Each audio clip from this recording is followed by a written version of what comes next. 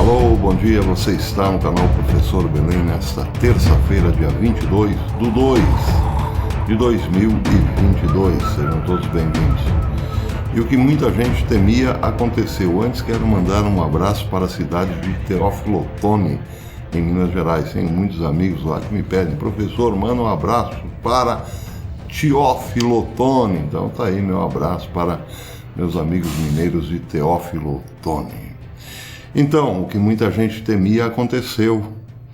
A Rússia acabou enviando tropas para território ucraniano, porém, não mais território ucraniano segundo o Kremlin, porque desde ontem a Rússia considera as províncias de Luhansk e Donetsk como território independente da Ucrânia. Lá existe uma forte presença russa e, alegando a defesa desses russos contra ataques massivos do governo de Kiev, a Rússia Vladimir Putin reconheceu imediatamente a independência daquelas províncias e já enviou tropas para a região. A TV Al Jazeera mostrou logo cedo alguns blindados e ônibus que seriam do exército russo. Já o Jewish News Syndicate diz que uma coluna de veículos militares não marcados foi vista nos arredores de Donetsk, na Ucrânia, isso na manhã de terça-feira, hoje, poucas horas depois que o presidente russo Vladimir Putin ordenou o envio de tropas na parte leste do país, segundo várias reportagens da mídia. Ontem, segunda-feira, Putin reconheceu formalmente as repúblicas populares de Donetsk e Luhansk como independentes e enviou tropas russas para manter a paz, informou a agência Reuters. Putin disse textualmente o seguinte: acho necessário tomar uma decisão que deveria ter sido tomada há muito tempo, reconhecer imediatamente a independência e a soberania da República Popular de Donetsk e da República Popular de Luhansk. Ele disse isso num discurso televisionado. Disse também que o povo russo apoiará seus esforços para recuperar terras que pertenciam à Rússia desde o Império Otomano. Já um político ucraniano, um popular político ucraniano, Elisaveta, ou Lisa para os íntimos, Yasko, postou um vídeo dos tanques russos entrando na Ucrânia, dizendo o seguinte: canal de mídia social russo divulga este vídeo de tanques em Donetsk. Deus, por favor, não permita uma nova guerra. Sanções agora. Bem, o pedido de sanções, evidentemente, que foi ouvido. Em outro post que foi compartilhado por vários outros políticos ucranianos e também pela imprensa, mostrava imagens de equipamentos militares chegando a regiões separatistas. Diz o Jewish News Syndicate que uma testemunha da Reuters relatou ter visto tanques e outros equipamentos militares movendo-se por Donetsk, e imagens dos veículos não marcados que incluíam tanques, blindados e ônibus circulando nas mídias sociais. Já o primeiro-ministro Boris Johnson, que ouviu atentamente o pedido dos ucranianos de sanção já, disse o seguinte, abre aspas, Putin enviou tropas, violou a lei internacional, repudiou os acordos de Minsk e rasgou o entendimento de Budapeste de 1994, de que a integridade territorial da Ucrânia seria respeitada. Ele destruiu completamente a lei internacional e vamos instituir imediatamente um pacote de sanções econômicas, o que acho que seu povo esperaria, o povo russo esperaria, segundo Boris Johnson, uma grande sanção econômica para frear o ímpeto de Putin. Na verdade, não ficou claro aqui se ele se refere à Ucrânia ou à Rússia. Se refere à Rússia, evidentemente, teria que largar o posto por desconhecimento total da realidade. Essas sanções, disse ele, seriam direcionadas não apenas às repúblicas, às províncias de Donetsk e Luhansk, mas à própria Rússia, visando os interesses econômicos russos o máximo que pudermos, disse ele. Ontem, segunda-feira, o presidente dos Estados Unidos, Joe Biden, assinou uma ordem executiva autorizando sanções contra as províncias de Luhansk e Donetsk, de acordo com um comunicado da Casa Branca. A declaração enfatizou que essas medidas eram distintas de medidas econômicas rápidas e severas que, segundo Biden, estão sendo preparadas para emitir, junto com aliados e parceiros, em resposta a uma nova invasão russa da Ucrânia. Os Estados Unidos, disse ele, não hesitarão em usar sua autoridade para direcionar os esforços de apoio e minar a soberania e que visam minar a soberania e a integridade territorial da Ucrânia. Bem, em relação a Joe Biden, o PJ Media lembrou algumas frases de Biden hoje que parecem hoje anedóticas ou piadas. Isso ainda em campanha. Biden teria dito em fevereiro de 2020 o seguinte: Vladimir Putin não quer que eu seja presidente, ele não quer que eu seja o nosso candidato aqui na América. Se você está se perguntando por quê, eu respondo: é porque eu sou a única pessoa nesse campo que já esteve de igual por igual com ele. Biden também teria dito que Putin sabe que quando eu for presidente dos Estados Unidos, seus dias de tirania e tentativa de intimidar os Estados Unidos e o leste europeu acabaram. Pois é, o PJ Media termina dizendo que Biden é um palhaço, que Biden é uma piada. Eu já falo sobre Biden. A RT News publicou agora há pouco, a seguinte matéria. O Conselho de Segurança das Nações Unidas convocou uma reunião de emergência para tratar de questões que estão na mesa sobre a situação atual da Ucrânia, depois que o presidente russo Vladimir Putin tomou a decisão de reconhecer imediatamente a independência e soberania de Donetsk e Luhansk e assinar os decretos relevantes para o reconhecimento da independência de ambas as repúblicas populares. O encontro acontece em Nova York agora e foi convocado por iniciativa da Albânia, Reino Unido, Irlanda, México, Noruega, Estados Unidos, Ucrânia e França. Em nome de Moscou, o representante permanente da Rússia nas Nações Unidas, Vassily Nebenzia, está participando da cúpula, enquanto o representante da Ucrânia na ONU, Sergei Kazlitsa, também participa da cúpula.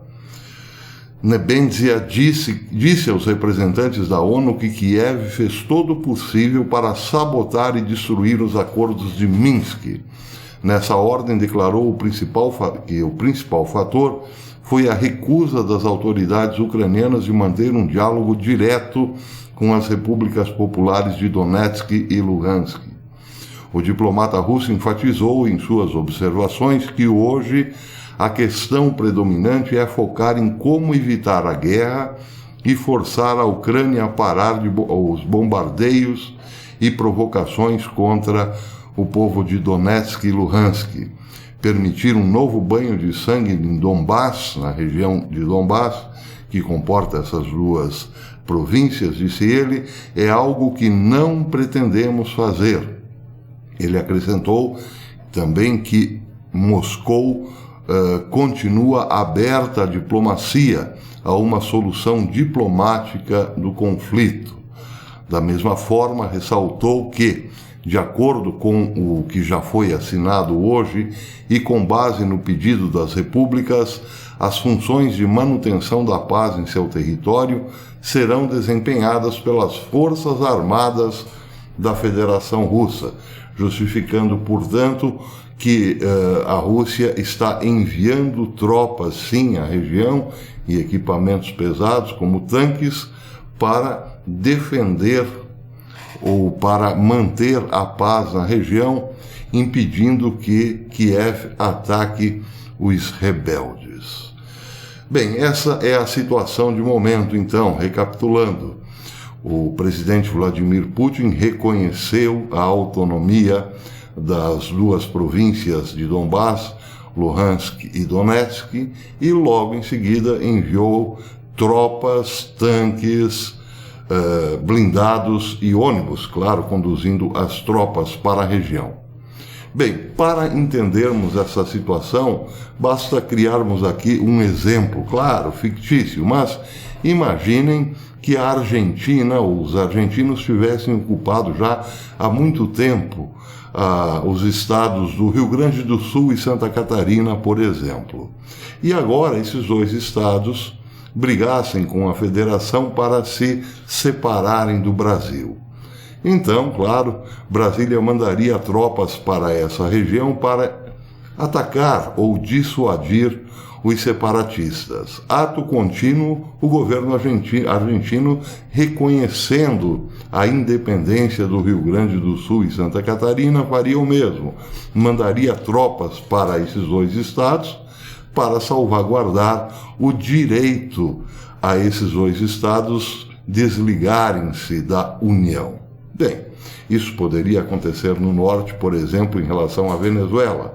A Venezuela poderia muito bem enviar tropas, um exemplo, para algum estado do Brasil, já que este, segundo a Venezuela, estaria composto por venezuelanos que não queriam ou que não querem ligação com Brasília, mais ou menos isso. É um exemplo polêmico, eu sei, mas é exatamente isso, ou através desse exemplo que podemos entender o que está acontecendo na Ucrânia. A região separatista pró-Rússia está recebendo o apoio da Rússia. Isso porque a Rússia sente-se no direito de proteger a sua população. Eu havia dito aqui neste canal que, na ocasião da visita do presidente Bolsonaro à Rússia e a retirada de algumas tropas da proximidade da fronteira com a Ucrânia, nos faziam pensar que a Rússia estava mudando o foco, se concentrando apenas na região de Donbás. Bem, os fatos confirmam que eu estava certo.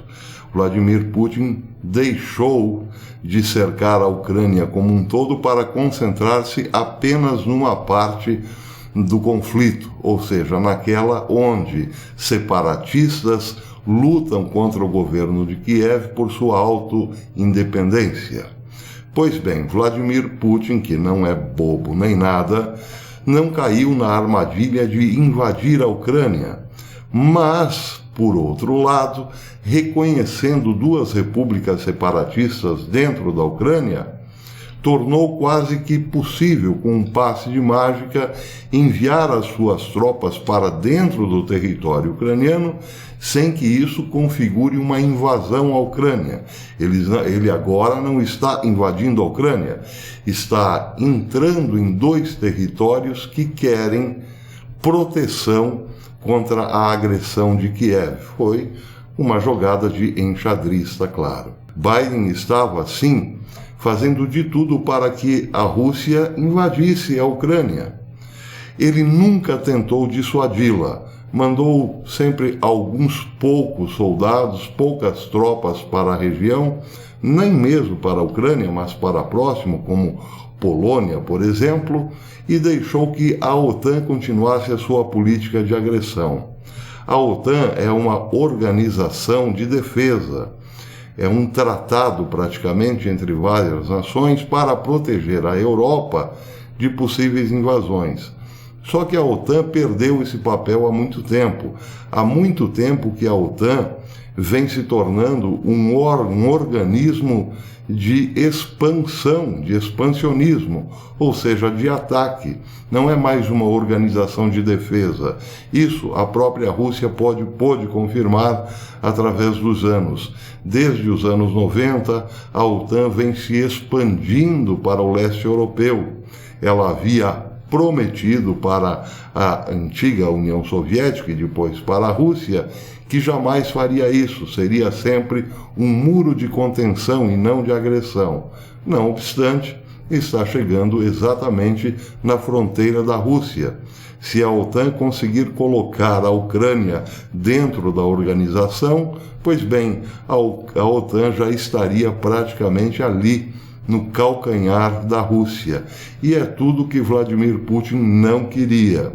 Esta provocação, alimentada pelos Estados Unidos, está agora colhendo seus frutos. Vladimir Putin jamais deixaria a OTAN avançar para dentro de um território que ele considera seu. A Rússia considera parte da Ucrânia como território russo. Ontem mesmo, Vladimir Putin disse que a Ucrânia, como Estado independente, foi uma invenção dos velhos comunistas. Só que isso precisa ser revisto. Bem, a situação não se acalmará, evidentemente, porque Biden agora acena com pesadas sanções, mais uma vez, e a Rússia vai se fixando cada vez mais, militarmente falando, dentro de Donbás. A tensão só aumentou. Como podemos entender essa questão num plano um pouco mais abrangente? Esta crise reflete algo assombroso: a luta entre dois tipos de comunismo. O velho comunismo bolchevique, de certo modo representado por Vladimir Putin, e o novo comunismo, ou neocomunismo da escola de Frankfurt. Todos esses atores que estão envolvidos na possibilidade de uma terceira guerra mundial são filhos do comunismo. Eu explico. Todos esses atores são fruto da filosofia, são frutos de três correntes filosóficas do século XIX. A de Nietzsche, a de Freud e a de Marx. Nietzsche, por exemplo, chegou a dizer que Deus estava morto, ou seja, é o filósofo segundo o qual Deus não existe, ou filósofo que matou Deus. Marx, por sua vez, é o filósofo que matou o homem. Para Marx, não há mais o indivíduo. O que existe de fato são os corpos, ou seja, as organizações, os sindicatos, a coletividade. O indivíduo, particularmente, não importa, não interessa, ele não tem relevância nenhuma no paraíso marxista, que nasceu da cabeça de Marx, evidentemente. E, finalmente, Freud foi o homem que matou a alma, porque, para Freud, se Deus não existisse, e se o homem, ele mesmo, não existisse, não teria sentido falar em alma. Porém, alguma coisa sempre preocupou o interior do homem. Mas não poderia ser aquilo que Deus fala na alma, já que nem Deus nem a alma existem mais. O desconforto do homem, para Freud, era exatamente por conta de sua razão e do mal-estar da civilização. Para fazer surgir o homem feliz, então Freud, melhor dizendo, aponta para um caminho, a destruição daquilo que lhe faz mal, ou seja, as regras sociais ou as regras de civilização. Era um belo psicopata, o Dr. Freud, evidentemente, mas que serviu muito bem, caiu como uma luva para a escola de Frankfurt. Habermas, por exemplo, começa a falar de uma ética sem fundamentação, uma ética que pode ser negociada a qualquer momento, já que não encontra uma raiz nem no transcendente, nem mesmo no imanente. A ética pode ser moldada segundo interesses. Então, surge aí duas correntes do comunismo. A velha, muito mais ligada à luta de classes, por exemplo, a qual Vladimir Putin muito bem representa, e outra da escola de Frankfurt, que visa apenas o bem-estar do homem através da destruição de tudo quanto existe, da cultura, por exemplo, da religião, por exemplo, do cristianismo, por exemplo, mas fundamentalmente da razão humana, Porque se o homem sente dor, essa dor é gerada pela sua razão, pelo excesso de responsabilidade que a civilização lhe impõe. Então a escola de Frankfurt vem para derrubar tudo o que entendemos como civilização, para resgatar dos escombros da civilização o homem feliz, o homem sem culpa. Então, é um comunismo que deixa a luta de classes de lado para tratar de questões como a revolução sexual, por exemplo, o direito ao aborto, por exemplo. A escola de Frankfurt, baseada em Freud, é aquela que vê o filho na barriga da mãe como um parasita que vem para destruir a liberdade da pobre mãe, por exemplo, e coisas do gênero. Daí porque o novo comunismo empenhou-se fundamentalmente na destruição da família. E agora falam, avançando ainda nesse propósito, a escola de Frankfurt, disfarçada de globalismo, que por sua vez é disfarçado de comunismo, quer que não tenhamos nada, porque ter alguma coisa é a última barreira para a felicidade. Uma vez que não temos nada, seremos felizes.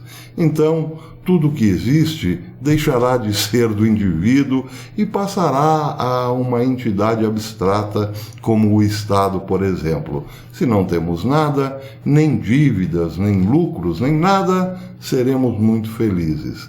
Pois é exatamente isso que está acontecendo. De um lado, o velho comunismo tentando manter alguns de seus pressupostos existenciais, e outro, o novo comunismo, diferentemente do primeiro, tentando destruir tudo para criar um novo mundo, regido por um único Estado e promovendo uma felicidade eterna para nós, que nada temos.